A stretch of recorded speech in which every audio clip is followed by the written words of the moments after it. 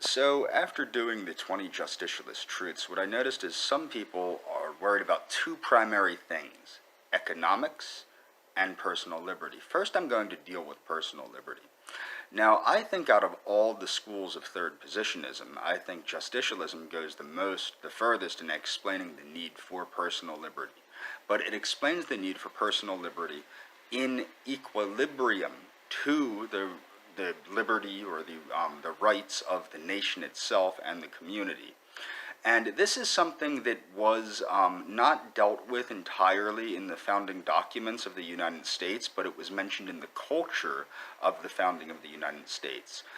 Some of the founding fathers explained the responsibility of the citizen to the republic and to others, and many say that the great liberty that was granted by the Bill of Rights could only be enjoyed by a God-fearing and responsible people.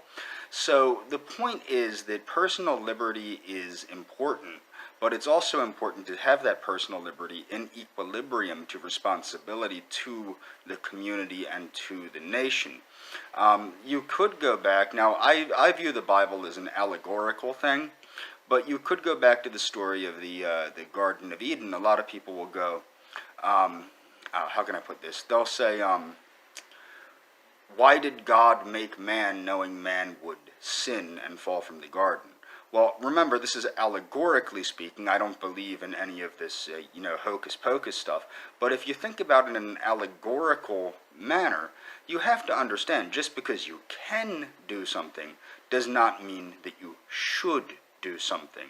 So in eating the forbidden fruit, man knowingly damned himself, just like many people knowingly damn themselves by doing things they know they shouldn't be doing.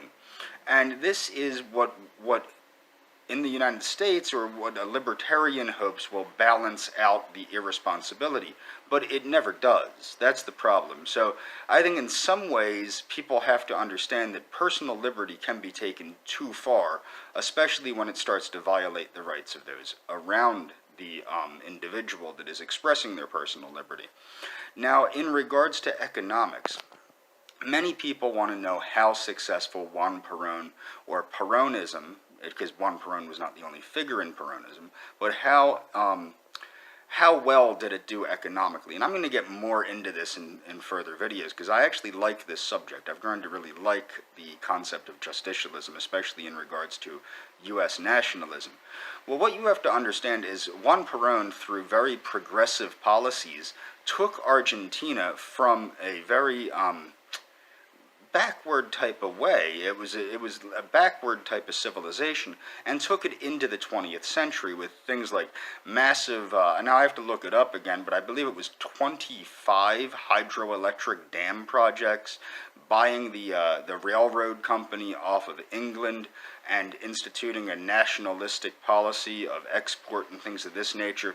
Now these things you're going to see backlash. So where there was inflation, you have to understand, when you start putting money into the pockets of the lower classes through giving them jobs and these things, this is where you see inflation. This is why minimum wage can't cure poverty, is because money is relative.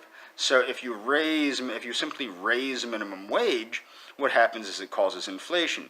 But what you have to understand is, in the long run, I believe that these policies, these justicialist policies, would have panned out, and what was seen was natural backlash from the massive attempt to modernize Argentina.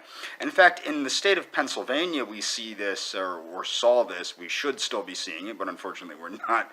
We saw this under the governorship of Tom Corbett, where he had to raise gasoline taxes to rebuild our crumbling bridges. Like, the infrastructure in Pennsylvania is 80 years old or more. So what happened is people got angry when he had to raise taxes. Well, the fact of the matter is, and as Tom Corbett stated, it's a case of responsibility. When you have a state whose infrastructure is crumbling because nobody previously invested in the infrastructure, it is the responsibility of the leader of the state, in this case, to invest in the infrastructure of the state for the personal safety and well-being of the citizenry. And that is where a lot of people fail to see that you're going to see a minute backlash when you have to work hard to modernize. And it just comes with the territory.